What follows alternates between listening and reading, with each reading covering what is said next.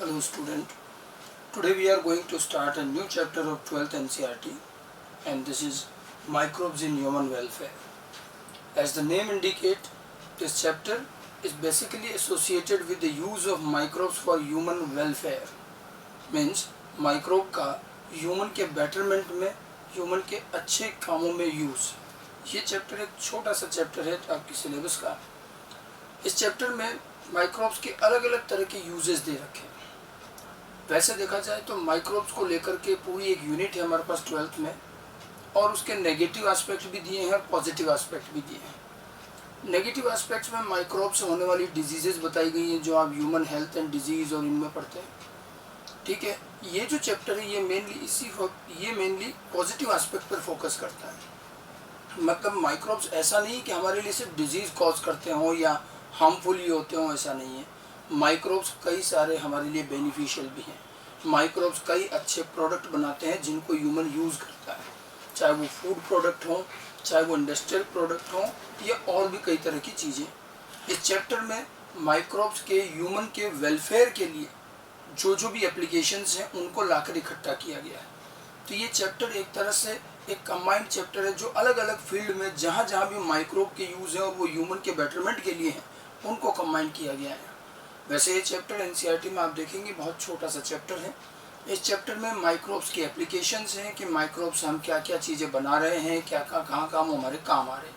ठीक है, जो एप्लीकेशंस जो एग्जाम्पल एनसीईआरटी में दिए गए हैं नॉर्मली एग्ज़ाम में वही आते हैं.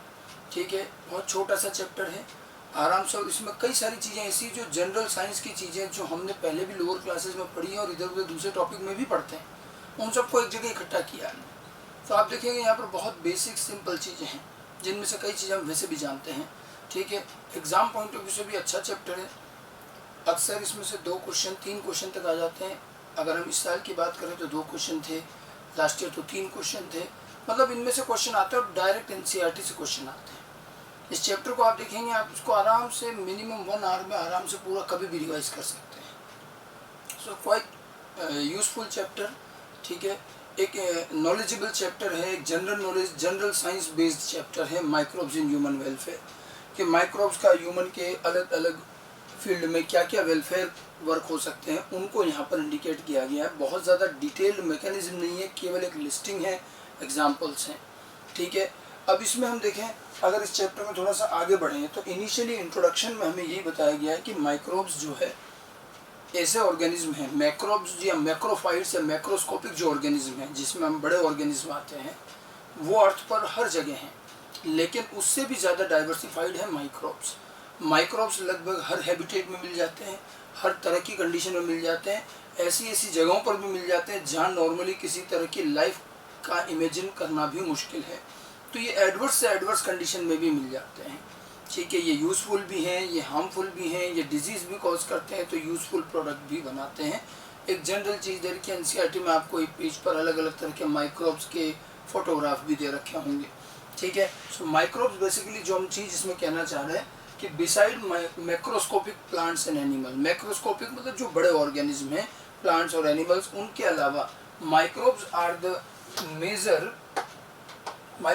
The major component of biological system.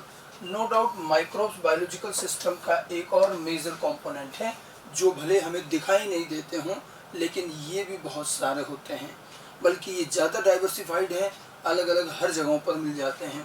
ठीक है, microbes are present everywhere, they are present everywhere. ये सॉइल में मिल जाएंगे, वाटर, एयर और तो और इनसाइड अवर बॉडी, हमारी बॉडी के अंदर भी हैं, सभी हम जानते हैं. सॉइल में, वाटर में, एयर में, इनसाइड द बॉडी. ठीक है, प्लांट हो चाहे एनिमल हो, सब में मिल जाते हैं. ठीक है, तो माइक्रोब्स ज़्यादा डाइवर्सिफाइड है जैसा कि मैं आपको बता रहा हूँ. ठीक है, माइक्रोब्स में देखिए ये भी बताया गया है कि ये कुछ ऐसी जगहों पर भी है जहाँ कोई और लाइफ फॉर्म मिल पाना पॉसिबल नहीं है. ठीक है, they are present at the site where no other life form could be possibly exist. ठीक है, कोई दूसरा लाइफ फॉर्म एग्जिस्ट नहीं कर सकता, जैसे कि deep inside the geyser thermal vents. ठीक है, जो जहाँ से हॉट वाटर निकलता है, जहाँ टेम्परेचर करीब 100 डिग्री के आसपास होता है, उन थर्मल वेंट्स में भी मिल जाते हैं. ठीक है, इतने हाई टेम्परेचर करीब 90 डिग्री 100 डिग्री तक के टेम्परेचर वाले वाटर में ये मिल जाते हैं. ठीक है, डीप इनसाइड द सॉइल में भी बहुत गहराई तक मिल जाएंगे. उसके साथ साथ under the layers of snow, मतलब स्नो में भी बहुत नीचे सेवरल मीटर्स बिलो, वहाँ तक भी मिले हैं ये, ठीक है। और अगर देखा जाए तो इन highly acidic conditions, extremely acidic condition में जहाँ कोई ऐसे दूसरा कोई ऑर्गेनिज्म एग्जिस्ट नहीं कर पाता है, इस तरह की एडवर्स सिचुएशन में भी माइक्रोब्स मिलते हैं, ठीक है। ये हम एक जनरल इंट्रोडक्टरी पार्ट की बात करें कि माइक्रोब्स क्या है और कहाँ कहाँ मिल सकते हैं। तो माइक्रोब्स में एक्चुअली क्या है, सिंगल सेल्ड ऑर्गेनिज्म है ज़्यादातर ये, और इनकी सेल्स कई सारे इसमें प्रोकैरियोट्स हैं। इनमें क्या है, बहुत अच्छी एडेप्टेबिलिटी है, ये हर तरह की कंडीशन में अपने आप को एडजस्ट कर लेते हैं। कुछ बैक्टीरिया, कुछ माइक्रोब्स ऐसे हैं जो मैंने कहा एसिडिक कंडीशन में मिल जाते हैं, तो कोई बहुत बिल्कुल डीप हॉट वाटर में मिल रहे हैं, तो ऐसे में वो अपने आप को मैनेज कर लेते हैं। उनकी बॉडी में, उनकी सेल में इस तरह के एडेप्टेशन चेंजेस होते हैं, तो वो इस तरह की एडवर्स कंडीशन में भी मिल सकते हैं जहाँ नॉर्मली दूसरे लाइफ फॉर्म्स इजीली नहीं मिलते हैं, ठीक है। माइक्रोब्स जो है, अगर हम देखेंगे हम इस माइक्रोब्स में क्या क्या इंक्लूड करेंगे, तो डाइवर्सिफाइड ग्रुप है। माइक्रोब में कई चीज़ें आएंगी, हम वायरस ले सकते हैं, वायरस से भी और आगे चले तो viroids, prions, virus, bacteria, fungi, protist, बहुत सारे हैं। माइक्रोब्स में भी वैरायटी खूब है। It's a diverse group of organism, और इसमें क्या क्या इंक्लूड है, सबसे एक मेजर जो कंपोनेंट हो तो बैक्टीरिया ही है, सभी जानते हैं हम, ठीक है। इसी तरह से फंजाई, प्रोटोजोआ, माइक्रोस्कोपिक प्लांट्स, और भी देखें वायरस, वायरॉइड्स एंड प्रायोन्स सुना होगा।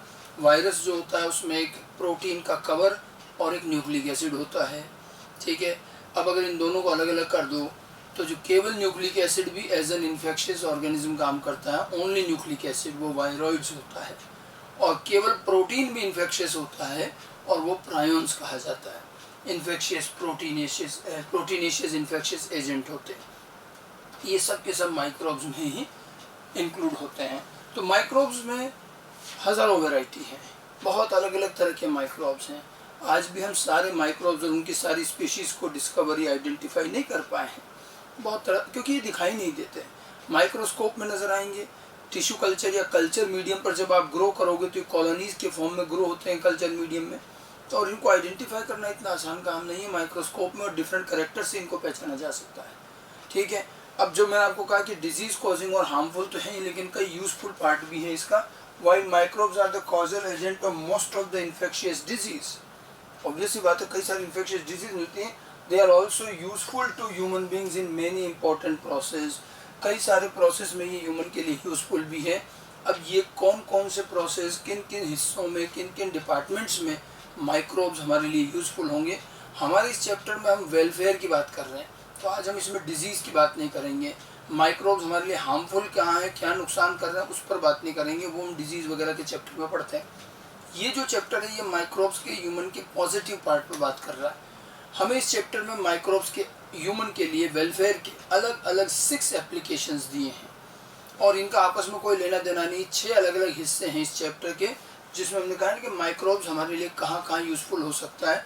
तो अलग अलग तरह की फील्ड में देखा जाए तो 6 डिफरेंट एप्लीकेशन, और इसी में आपका पूरा चैप्टर कंप्लीट होता है, ठीक है। Microbes in house hold product, ठीक है, यानी कि माइक्रोब्स हमारे कई सारे हाउस होल्ड प्रोडक्ट बनाने में काम आता है। इसमें मेनली हमारा फूड प्रोडक्ट है, हमारा फ्रूट बनाते हम देखते हैं किचन में कई बार फर्मेंटेशन का यूज़ करते हैं, माइक्रोब्स के फर्मेंटेशन का, और कई सारे फूड आइटम्स बन रहे हैं।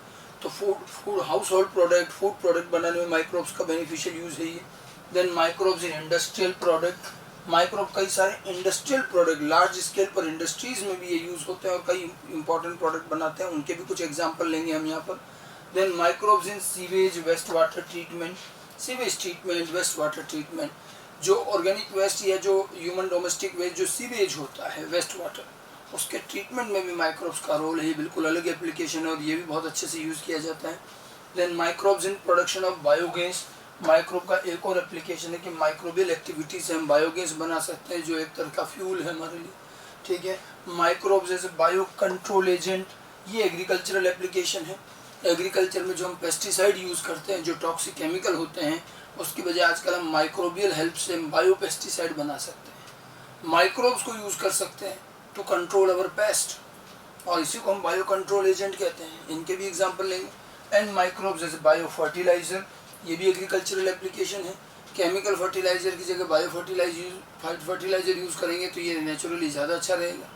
तो आप देखिए अलग अलग तरह की एप्लीकेशंस हैं, हम वन बाय वन इन्हीं को लेंगे। और इनमें भी हम एग्जाम्पल वही डिस्कस करेंगे जिसको एनसीईआरटी ने मेंशन किया है। हमें एनसीईआरटी से बाहर नहीं जाना है, जो एनसीईआरटी ने लिखा है उन्हीं को ही हम थोड़ा बहुत एलेबोरेट करके एक्सप्लेन करना चाहेंगे, ठीक है। और आपको टू द पॉइंट माइक्रोब कौन सा है, प्रोडक्ट कौन सा है, किस यूज में आता है, बस ये चीज़ें याद रखनी।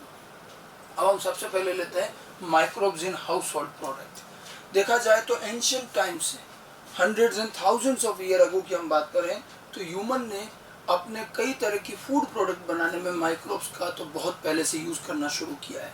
Microbes in house hold product में हमें कुछ इंपॉर्टेंट प्रोडक्ट एनसीईआरटी में मेंशन है, हम उन्हीं को डिस्कस कर रहे हैं, ठीक है। वी यूज़ माइक्रोब्स और product derive from them every day. Almost daily life में हमारा जो फूड है उनमें हम माइक्रोबियल प्रोडक्ट यूज़ करते हैं। Some of the important household product में सबसे पहले हमने लिया है कर्ड, ठीक है। अब ये हम सभी जानते हैं curd is a dairy product, ठीक है। और मिल्क से और मिल्क और माइक्रोबियल एक्शन से जो प्रोडक्ट बना है वो डेयरी प्रोडक्ट है, और इसमें कर्ड से लेकर कई सारे हैं, ठीक है। more than 100 types of dairy products have been developed, not only from milk as well as microbial activity। Milk में माइक्रोबियल एक्टिविटी और इसमें जो बैक्टीरिया जो माइक्रोब सबसे ज़्यादा यूज होता है वो लैक्टोबैसिलस है।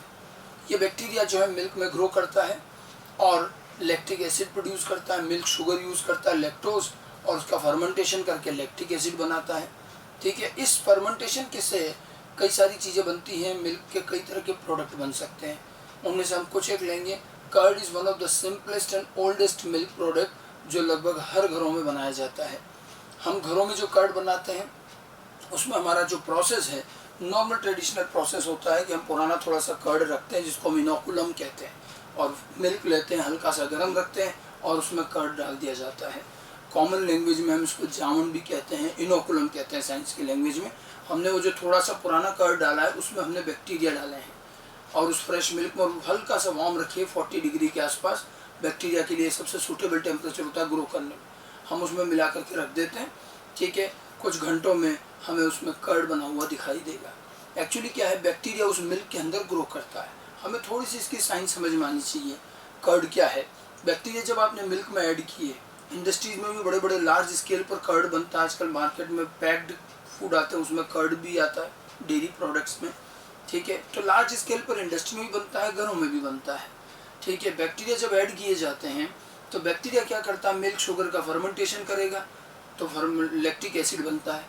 अब क्या होता है, देखिए ये चीज़ ध्यान रखिएगा कि जब भी मिल्क में एसिड का अमाउंट बढ़ता है तो मिल्क का जो प्रोटीन है उसका पार्शियल डाइजेशन और कोगुलेशन हो जाता है और वो वाइट कलर के प्रेसिपिटेट्स में कन्वर्ट हो जाता है। जैसे आप देखिए गलती से कभी दूध में नींबू की एक बूंद भी गिर जाए तो नींबू में क्या है, लेमन जूस में एसिड है, और जब भी कोई एसिड कंटेंट गिरा तो आप देखो हम कहते हैं दूध फट जाता है। दूध का जो फटना है एक्चुअली वो है कर्डलिंग, इस प्रोसेस को क्या बोलते हैं, कर्डलिंग। जब भी मिल्क में एसिड कंटेंट इंक्रीज होगा तो मिल्क प्रोटीन का पार्शियल डाइजेशन एंड कोगुलेशन हो जाता है और हमें वाइट कलर के प्रेसिपिटेट और बाकी वाटर अलग दिखाई देगा, और इसी को हम दूध का फटना भी कह देते हैं। एक्चुअली ये कर्डलिंग कहलाता है, ठीक है। तो यहाँ बैक्टीरिया की एक्टिविटी से, बैक्टीरिया के फर्मेंटेशन से वहाँ एसिड बन रहा है और उस एसिड की वजह से क्या हो रहा है, कर्डलिंग हो रही है, दूध फट जाता है। और वो जो कर्डलिंग हो रही है वही ओवरऑल पूरा means the white precipitate, the coagulates as well as the water, इन सबको मिला करके ही हम कर्ड कहते हैं, ठीक है। तो कर्ड जो होता है मिल्क से बना है, माइक्रोबियल एक्शन से बना है, बल्कि कर्ड को मिल्क से ज़्यादा अच्छा भी माना जाता है। कुछ लोगों को मिल्क पसंद नहीं होता लेकिन कर्ड हर कोई खा लेता है, ठीक है। तो कर्ड जो है it is one of the simplest milk product, बहुत ज़्यादा टेक्नोलॉजी नहीं है इसको बनाने में, ठीक है। Milk is inoculated with bacteria, हम बैक्टीरिया ऐड करते हैं या पुराना कर्ड ऐड कर रहे हैं, बैक्टीरिया का नाम याद रखना है lactobacillus acidophilus. Main bacteria lactobacillus है, इसके अलग अलग स्पीशीज़ हैं, जो सबसे कॉमन स्पीशीज़ है लैक्टोबैसिलस एसिडोफिलस, ठीक है। Commonly called lactic acid bacteria LAB, ठीक है। लैक्टोबैसिलस और उसके वेरियस स्पीशीज़ को कलेक्टिवली हम लैब कहते हैं, लैक्टिक एसिड बैक्टीरिया, क्योंकि लैक्टिक एसिड बनाते हैं फर्मेंटेशन से, और यूजुअली एट 40 डिग्री सेंटीग्रेड पर हम इसको मिल्क में ऐड कर देते हैं, हल्के से गर्म दूध में, ठीक है। नाउ लैक्टिक एसिड क्या करेगा, ये बैक्टीरिया करेगा, lactic acid bacteria produces lactic acid that coagulates and partially digest the milk protein, ठीक है। अब ये जो लैक्टिक एसिड बनाएगा फर्मेंटेशन से, माइक्रोबियल फर्मेंटेशन हो रहा है और कुछ नहीं है, और ये पार्शियल डाइजेशन है, कोगुलेशन ऑफ मिल्क प्रोटीन करेगा। इस पूरे प्रोसेस को कर्डलिंग कहते हैं, और इस तरह से फिर कर्ड बन जाता है। कर्डलिंग होगी और कर्ड बन जाता है। तो कर्ड बनने का प्रोसेस बड़ा सिंपल है, कोई बहुत ज़्यादा टेक्नोलॉजी नहीं है, हम घरों में भी इस चीज़ को देख सकते हैं। ठीक है, अब देखिए कर्ड के हमें एनसीईआरटी में 2 एडवांटेज दिए हुए हैं। Curd is more beneficial than milk. एक चीज़ तो क्या है कि curd is more nutritious than milk. Curd is rich in vitamin B12 and organic acid. ठीक है, जबकि मिल्क में दोनों चीज़ें नहीं होती। तो एक तो ये विटामिन B12 का अच्छा खासा सोर्स है, ये बैक्टीरियल एक्टिविटी की वजह से आता है इसमें, और ये ऑर्गेनिक एसिड लैक्टिक एसिड में भी रिच होता है। दूसरा, कर्ड में को हम जब खाते हैं, because of this organic acids, curd जब हम खाते हैं तो हमारे स्टमक में ये कई सारे दूसरे पैथोजेनिक बैक्टीरिया, पैथोजेनिक माइक्रोब्स की ग्रोथ को रोक देता है। तो एक तरह से पैथोजेनिक माइक्रोब की ग्रोथ को रोकने का मतलब है कि हमें ये डिजीज से बचाता है। ठीक है, ये 2 बेनिफिट्स हमसे पूछे भी जाते हैं बार बार। It is more nutritious than milk as it is rich in many vitamins, mainly vitamin B12 and organic acid. तो एक तो ये ऑर्गेनिक एसिड और विटामिन B12 में रिच होता है। ठीक है, दूसरा क्या है, curd prevents the growth of some pathogenic microbes. It prevents the growth of pathogenic microbes in our stomach. हमारे स्टमक में ये pathogenic microbes, disease causing microbes को रोकता है, and thus it prevents us from diseases also. तो ये curd किस तरह से बनाया गया, उसके क्या बेनिफिट्स हैं। Simplest milk product, dairy product है। बैक्टीरिया का नाम ध्यान रखिएगा, बाकी बहुत बेसिक सा प्रोसेस है इसका। कर्डलिंग किसे कहते हैं ये ध्यान रखना है। Partial digestion and coagulation of milk because of the increase in acid content. ठीक है, इसलिए इसी पूरे प्रोसेस को कर्डलिंग कहते हैं, जिसको हम कई बार दूध का फटना भी बोल देते हैं। ओके, कर्ड के बाद में एक और प्रोडक्ट पर आते हैं। एक और बहुत पॉपुलर मिल्क प्रोडक्ट है और आप सभी जानते होंगे उसका नाम भी चीज़। ठीक है, चीज़ जो है ये भी एक तरह का मिल्क प्रोडक्ट है। कर्ड से थोड़ा और सिस्टमेटिक वे में बनाया जाता है, थोड़ा और इसमें प्रोसेसिंग वगैरह रहती है। ह्यूमन बींग सैकड़ों सालों से, बताया जाता है हज़ारों सालों से कर्ड चीज़ बनाते आ रहे हैं। One of the oldest milk product है पूरे वर्ल्ड में। हर कंट्री में अलग अलग लोकेशन, अलग अलग लोगों द्वारा, अलग अलग कम्युनिटीज़, अलग अलग रिलीजन्स में हर जगह चीज़ बनता है। चीज़ बनाने के बेसिक प्रोसेस सबका एक जैसा है, लेकिन इनमें बहुत वेरिएशन भी है, और अलग अलग जगह पर अलग अलग तरह का चीज़ बनता है। कौन सा माइक्रोब आपने यूज़ किया और उनके प्रोसेसिंग में क्या चेंजेस हैं, उसके अकॉर्डिंग आप देखो डिफरेंट अलग अलग कलर के चीज़ बनते हैं। ब्लू कलर का भी हो रहा है, ऑरेंज कलर का भी, क्रीम कलर का भी, वाइट कलर का भी, कई तरह के अलग अलग टेस्ट, अलग अलग फ्लेवर, अलग अलग तरह की चीज़ें, और फिर उनके प्रोसेस्ड चीज़ें और अलग बनती हैं। ठीक है, और at an estimate around more than 1000 different types of cheese varieties have been produced all over the world। 1000 से भी ज़्यादा अलग अलग तरह का चीज़ बनता है और हज़ारों सालों से ये बनाते आ रहे हैं। मिल्क प्रोडक्ट है। इसमें भी क्या है, देखिए अगर मैं आपको उसका बेसिक प्रोसेस समझाऊं तो जैसे हम कर्ड बनाते हैं शुरुआत वैसे ही होती है। इसमें भी अच्छे क्वालिटी का मिल्क लिया जाता है और आप इसमें माइक्रोब ऐड करते हैं, जिसको हम स्टार्टर इनोकुलम कहते हैं। ये बैक्टीरिया होते हैं, लैक्टोबैसिलस, स्ट्रेप्टोकोकस तरह के कुछ बैक्टीरिया हैं। अब अलग अलग तरह के चीज़ बनाने में बैक्टीरिया चेंज हो सकते हैं, बट ये बैक्टीरिया होंगे, लैक्टोबैसिलस अक्सर होता है। बैक्टीरिया ऐड किया, जैसे हमने मिल्क कर्ड बनाने में भी किया था वैसे ही करेंगे। हल्का सा वार्म मिल्क होगा, उसमें ऐड करेंगे। अब ये बैक्टीरिया मिल्क में ग्रो होते हैं और एसिड कंटेंट इंक्रीज होता है। एसिड कंटेंट इंक्रीज होता है तो कर्डलिंग होने लगती है। ठीक है, अब यहाँ थोड़ी कर्डलिंग को और अच्छा और एनहांस करने के लिए, ताकि हमें ज़्यादा से ज़्यादा वो सॉलिड वाइट मैटर मिले। जब दूध फटता है तो 2 चीज़ें आती हैं, एक तो solid white matter, precipitate, coagulate जिसको कहते हैं, और बाकी वाटर होता है। तो इसमें कर्डलिंग को एनहांस करने के लिए, वैसे भी कर्डलिंग हो तो रही है, एसिड बढ़ रहा है, यहाँ पर रेनिन एंजाइम ऐड किया जाता है। रेनेट, रेनिन और रेनेट एंजाइम एनिमल स्टोमक में मिलता है और वो ऐड किया जाता है। ठीक है, प्लांट्स में भी कुछ अलग प्लांट मटेरियल से भी होता है ये। आप देखिए एंशिएंट टाइम, आजकल तो रेनिन का प्योर पाउडर आता है तो रेनिन डाल देते हैं थोड़ा सा, तो कर्डलिंग बहुत अच्छी हो जाती है। एंशिएंट टाइम में जब रेनिन प्योर नहीं मिलता था तो रेनिन जो ये काफ और शिप और इनके स्टोमक में मिलता है, तो उनके स्टोमक का एक पीस काट करके मिल्क में डाल दिया जाता था और उस रेनिन की वजह से कर्डलिंग बहुत अच्छी होती थी। और आज भी कई तरह के चीज़ आते हैं, उसमें साफ साफ लिखा होता है बाहर कि made from some non vegetarian source, और वो non vegetarian source actually rennin का होता है।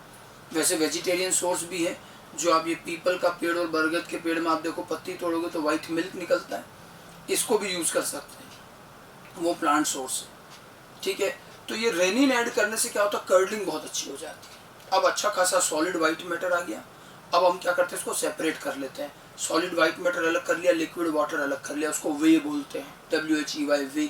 और ये जो सॉलिड मैटर होता है इसको अच्छे से दबा के प्रेस करके जिस भी शेप में आपको बनाना है उस शेप में बना करके थोड़ा बहुत सॉल्ट लगा दिया जाता है, और इसको आप डायरेक्ट भी यूज़ कर सकते हो एज ए चीज़।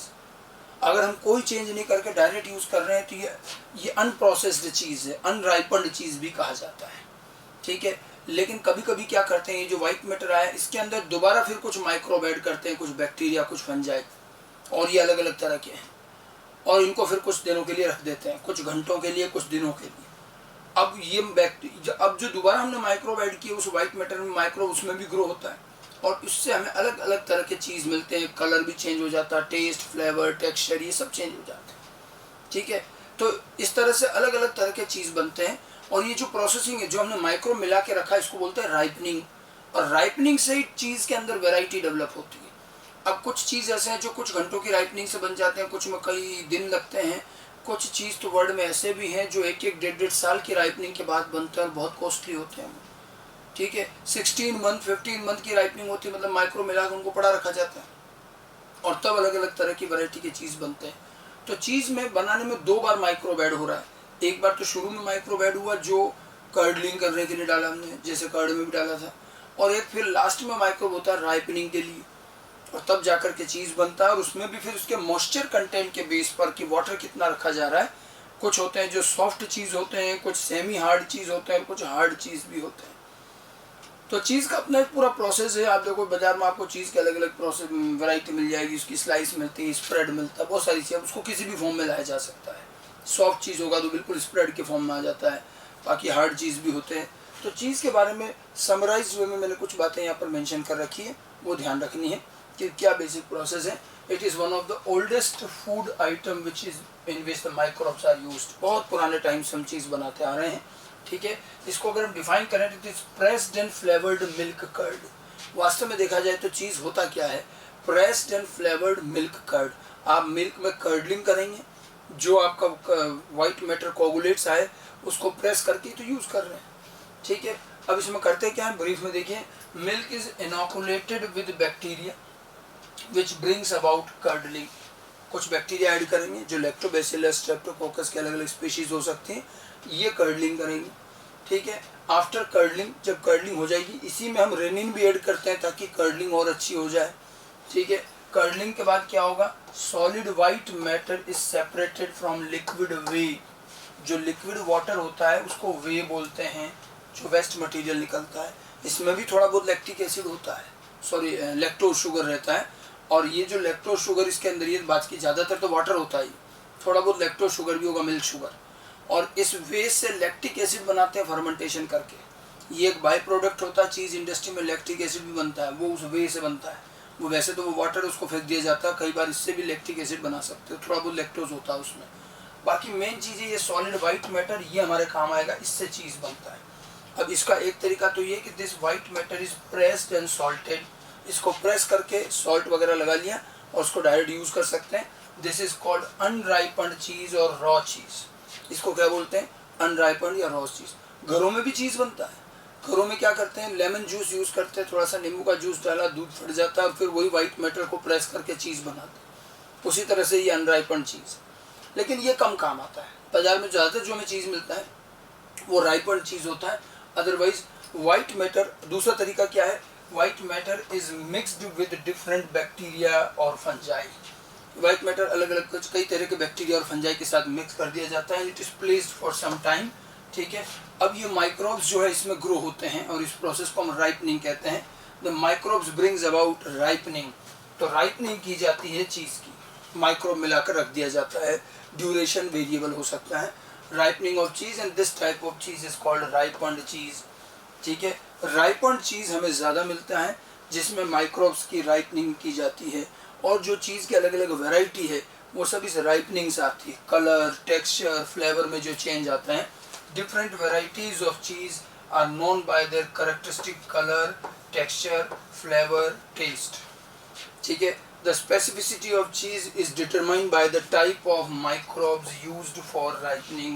हम चीज़ किस तरह का बनेगा, कौन सा बनेगा, वो राइपनिंग में माइक्रोब कौन से लिए हैं उस पर डिपेंड करेगा। ठीक है, यहाँ माइक्रोब की बहुत ज़्यादा डिटेल नहीं है, हमें एनसीईआरटी में कोई बहुत अलग अलग माइक्रोब के नाम नहीं। इसमें एक मेन माइक्रोब तो लैक्टोबैसिलस होगा ही होगा, डेयरी प्रोडक्ट में सब में काम आता है। बाकी अनराइपन चीज़, राइपन चीज़ ध्यान रखना है। ठीक है, इस सॉलिड वाइट मैटर से, कर्डलिंग से ही बनता है। ये वे होता है, इस वे के अंदर बेसिकली ये वाटर है सबसे ज़्यादा तो, और इसके अलावा कुछ लैक्टोज शुगर हो सकती है। ठीक है, इससे हम एक बाई प्रोडक्ट लैक्टिक एसिड बना सकते हैं फर्मेंटेशन से। और जो राइपन चीज़ होता है वो मॉइस्चर कंटेंट के बेस पर 3 तरह का हो सकता है, soft cheese, then semi hard cheese and hard cheese. इनके तीनों के एक एक एग्जाम्पल हमें दे भी रखें और इनके एग्जाम्पल पूछे भी जा चुके हैं। तो चीज़ का ये बेसिक आउटलाइन प्रोसेस पता होना चाहिए ना। उसके बाद एग्जाम्पल पर आते हैं। तो देखिए, सबसे कॉमन एग्जाम्पल है Swiss cheese, one of the very famous cheese. मैं 3 एग्जाम्पल बता रहा हूँ आपको जो पूछे गए हैं। स्विस चीज़ जो होता है लार्ज होल्ड चीज़ है। ये एक ऐसा चीज़ है जो क्रीम ऑरेंज कलर का होता है और उसमें बड़े बड़े छेद होते हैं। इसको लार्ज होल्ड चीज़ कहते हैं, स्विस चीज़। ठीक है, और इसकी राइपनिंग किससे होती है, वो माइक्रोब या वो फंजाई बैक्टीरिया जो भी हो, ध्यान रखना। इसकी जो राइपनिंग होती है, ripening by bacteria.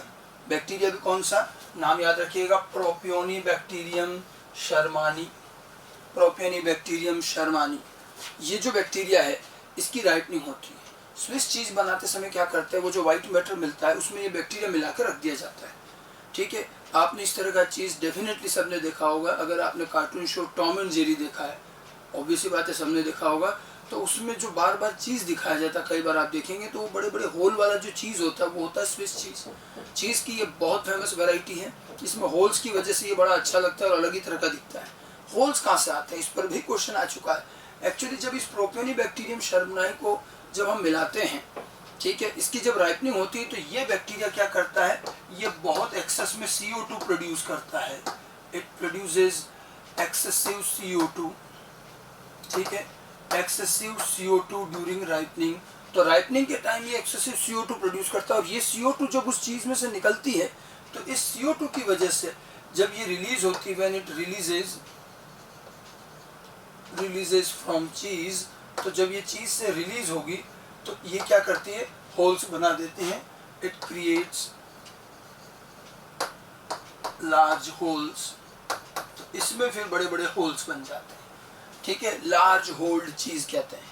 Swiss cheese इसी वजह से बड़ा फेमस भी है। स्विस चीज़ के ये होल किस वजह से हुए ये पूछा जा सकता है, तो ध्यान रखें, during the ripening by this propionibacterium bacteria excessive CO2 is produced, and when this CO2 is being releases from the cheese, from the curdling material, so there are numerous holes. वो CO2 को release होने से whole बनते हैं। Whole वाले इस चीज़ को Swiss cheese कहते हैं। बैक्टीरिया का नाम भी ध्यान रखना है, प्रोपियोनी बैक्टीरियम शर्मानी।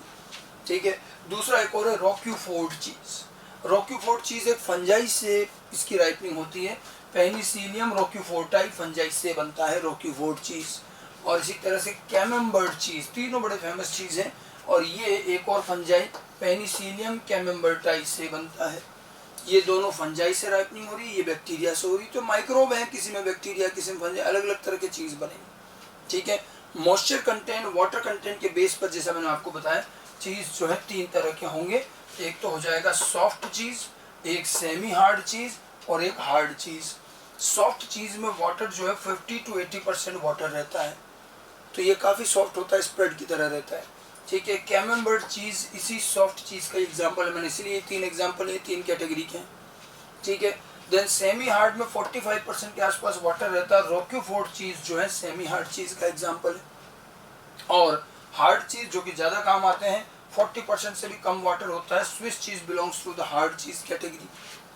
तो इस तरह से 3 टाइप की चीज़ है, soft, semi hard and hard. और तीनों चीज़ का एक एक एग्जाम्पल और इनकी राइपनिंग कौन से माइक्रोब से हुई है ये नाम ध्यान रखना है। ठीक है, तो कर्ड और चीज़ ये 2 डेयरी प्रोडक्ट हमें एनसीईआरटी के अंदर डिस्कस किए गए हैं। तो हम बेसिकली उन्हीं चीज़ों को ले रहे हैं और इनके जो छोटे छोटे जो भी नाम और एग्जाम्पल्स हैं उनको ध्यान रखिए। अदर हाउस होल्ड प्रोडक्ट में आते हैं तो दूसरा जो प्रोडक्ट होता है वो है बेकरी प्रोडक्ट। डेयरी के बाद बेकरी प्रोडक्ट में भी माइक्रोब्स काफ़ी यूज़ होते हैं। ठीक है, बेकरी प्रोडक्ट अब बेकरी प्रोडक्ट के अंदर सबसे मेन चीज आती है ब्रेड। आपने देखा होगा बेकरी में ब्रेड बनती है, गेहूं के आटे से, मैदे से बनती है, व्हीट फ्लोर लिया जा सकता है। अब देखिए ब्रेड बनाने का जो तरीका है, आप देखिए जो कर्ड और जो डेयरी प्रोडक्ट में जो माइक्रोब काम आया वो था लैक्टोबैसिलस मेन। बेकरी प्रोडक्ट में जो माइक्रोब यूज होता है वो होता है ईस्ट। सबसे ज्यादा ईस्ट काम आता है, सैक्रोमाइसिस सर्विसाई, बेकर्स ईस्ट कहते हैं, हम छोटी क्लासेस से ये नाम पढ़ते आ रहे हैं। ब्रेड की बात करें, बेकरी प्रोडक्ट का सबसे मेन प्रोडक्ट है ब्रेड। और ब्रेड से ही फिर कई तरह की चीजें बन जाती है।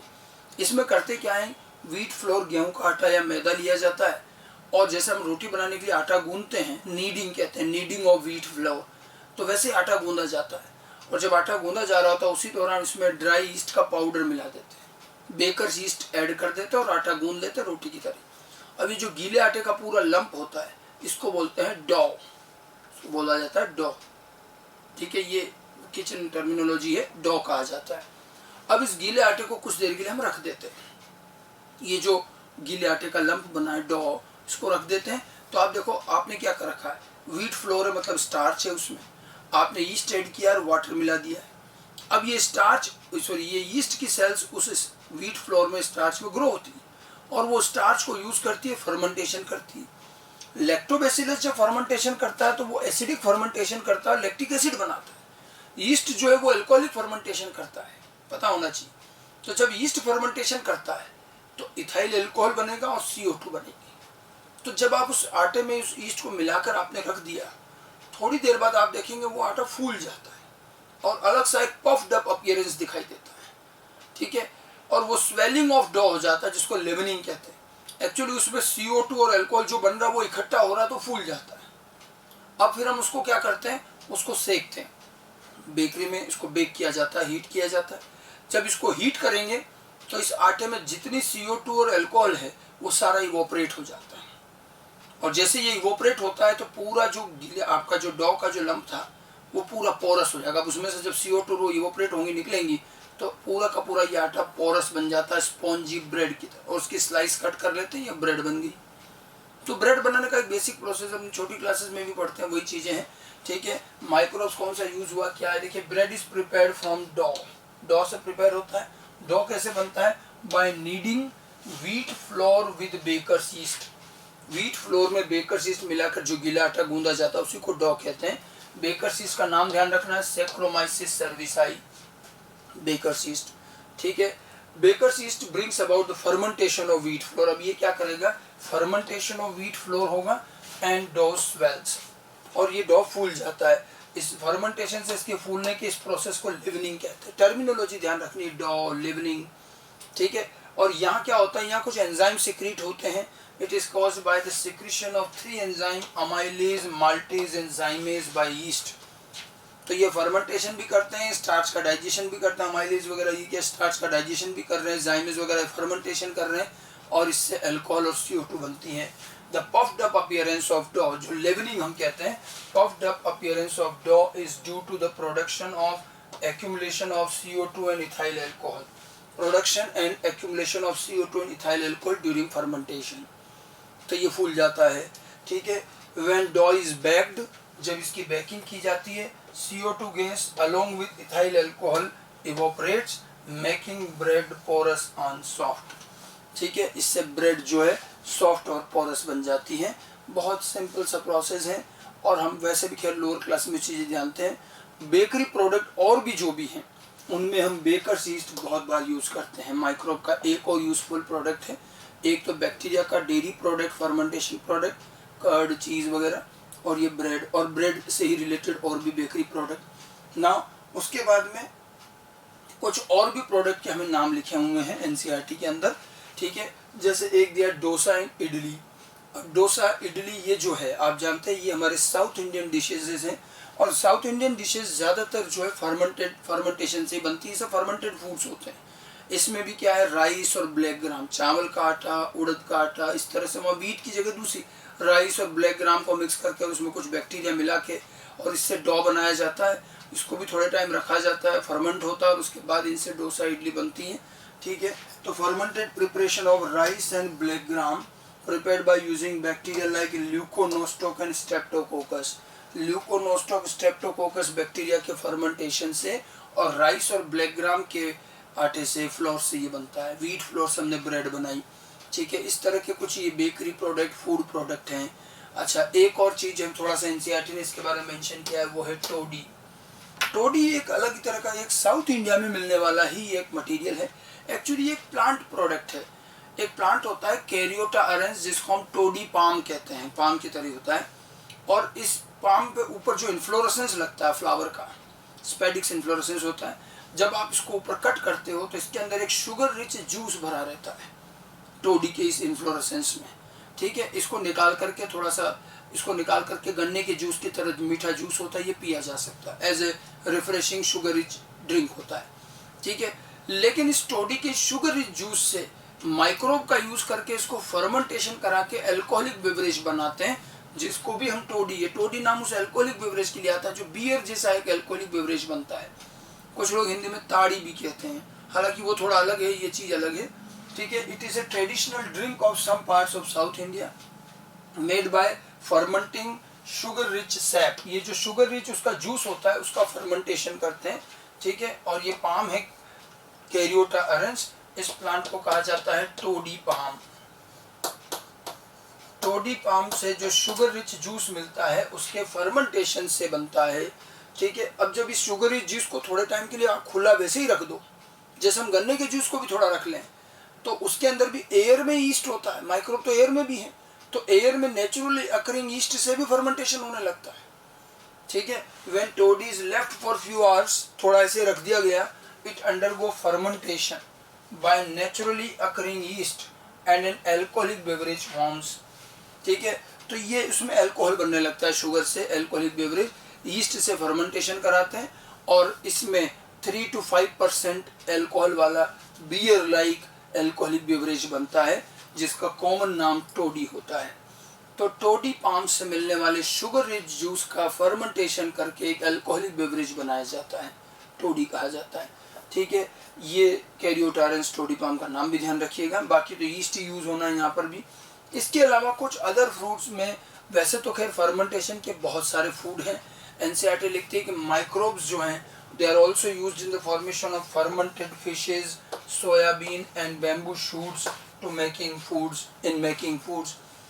तो फर्मेंटेड फिशेज आती हैं, फिशेज के बहुत सारे प्रोडक्ट बनते हैं फर्मेंटेशन से, ठीक है। सोयाबीन के फर्मेंटेशन से सोया सॉसेस वगैरह सुने होंगे आपने, ठीक है। बैम्बू शूट्स, बांस का जो पेड़ होता है, बैम्बू शूट्स, इसका भी फर्मेंटेशन करके कई चीज़ें बनती हैं। इंडिया में अलग अलग जगहों पर बैम्बू की बांस का अचार बनता है, एज ए वेजिटेबल सब्जी भी बनती है। इसमें क्या होता है, नॉर्मल नहीं, यंग बैम्बू लेते, बिल्कुल पतले पतले जो ग्रीन बैम्बू होते हैं उनके टुकड़े करते हैं, फिर इनका फर्मेंटेशन करके इनको सॉफ्ट किया जाता है और फिर इनके प्रिकल्स बनती हैं, एज ए वेजिटेबल ये यूज़ हो सकता है। तो यहाँ भी माइक्रोवेल फर्मेंटेशन है। मैंने देखिए सेलेक्टिवली वही नाम लिख रखे हैं जो आपको एनसीईआरटी के एक पैराग्राफ में मिलेंगे। तो एनसीईआरटी में ये पहला एप्लीकेशन था microbes in house hold product, और उसमें कुछ अलग अलग तरह के फूड प्रोडक्ट में माइक्रोब का बेनिफिशियल रोल बताया गया है। हमने डेयरी प्रोडक्ट पढ़ा, चीज़ और कर्ड और चीज़, जिसमें लैक्टोबैसिलस का लैक्टिक एसिड फर्मेंटेशन का यूज़ है, ठीक है। कर्ड और चीज़ कैसे कैसे बनता है थोड़ा सा मैंने आपको आउटलाइन भी बताया, थोड़े एग्जाम्पल ध्यान रखना चीज़ वगैरह के।